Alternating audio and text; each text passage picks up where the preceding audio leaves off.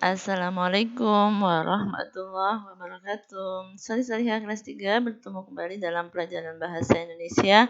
Tema 1, subtema 3 tentang pertumbuhan hewan. Sebelum belajar, kita berdoa dulu. Bismillahirrahmanirrahim. Rabbi zidni ilma warzuqni fahma. Amin. Kita akan membahas tentang pertumbuhan hewan.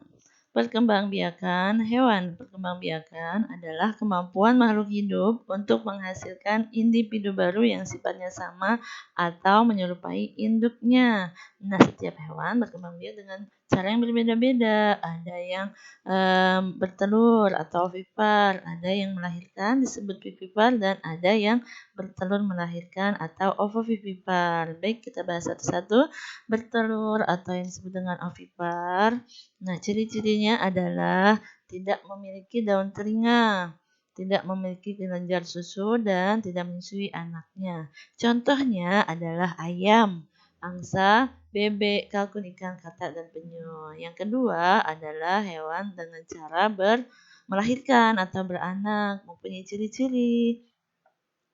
1. Memiliki daun telinga, 2. Memiliki kelenjar susu, dan ketiga memiliki penutup tubuh berupa rambut. Contoh hewan vivipar adalah kerbau, domba, kuda, kucing, kelinci, dan harimau. Yang ketiga disebut ovovivipar. Nah, perkembangan biakan hewan dengan cara bertelur dan beranak. Nah, hewan ovovivipar pada dasarnya tidak mempunyai ciri khusus dalam bentuk tubuhnya.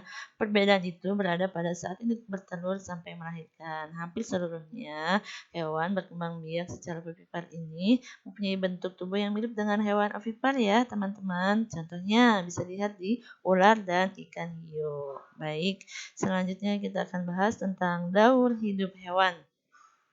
Semua makhluk hidup mengalami daur hidup. Dalam daur hidup ada yang mengalami metamorfosis dan ada yang pula yang tidak. Daur hidup atau siklus hidup itu adalah serangkaian proses pertumbuhan dan perkembangan makhluk hidup dari mulai lahir sampai dia dewasa, ya. Nah, hewan yang tidak mengalami metamorfosis ini contohnya ayam, ikan, dan kucing. Ya, sementara yang mengalami metamorfosis itu misalnya kupu-kupu, katak, dan belalang. Maksudnya apa sih metamorfosis itu? Nah, dia proses perkembangan tubuh hewan yang melibatkan perubahan pada fisiknya dari dia menetas atau lahir sampai dia ke bentuk paling sempurna atau dewasa. Yuk kita bahas yuk. Nah, metamorfosis ini ada dua macam. Yang pertama metamorfosis sempurna dan metamorfosis tidak sempurna.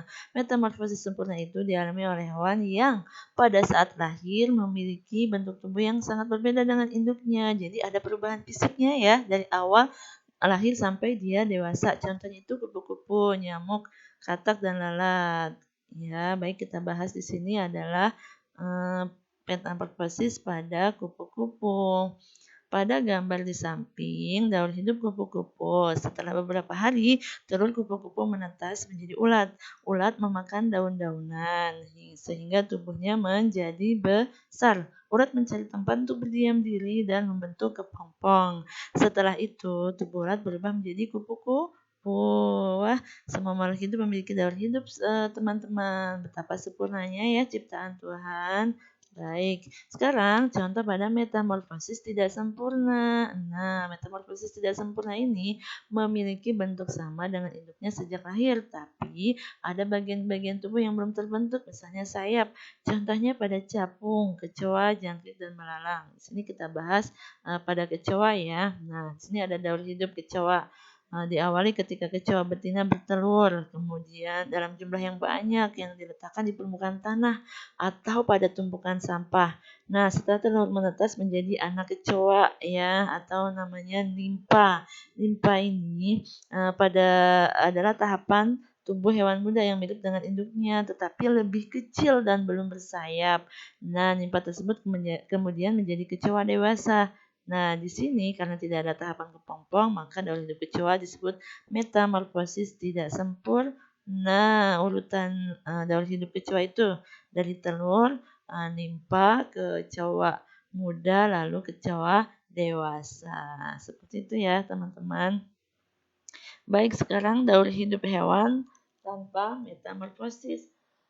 Disebut juga daur hidup ametamorfosis karena tidak mengalami perubahan bentuk yang jauh berbeda dari induknya. Nah, contohnya di sini adalah kelompok mamalia atau hewan menyusui. Unggas, contohnya ayam, bebek, angsa, kalkun, reptil dan ikan. Ya, contohnya yang tidak mengalami perubahan jauh berbeda dari awal dia lahir sampai dia dewasa adalah kucing, ayam, ular dan ikan. Bisa dilihat ya. Nah, dari awal menetas telur ayam menjadi anak ayam kecil lalu menjadi anak ayam dewasa. Dia tidak mengalami metamorfosis atau perubahan fisik yang jauh berbeda dari induknya ya.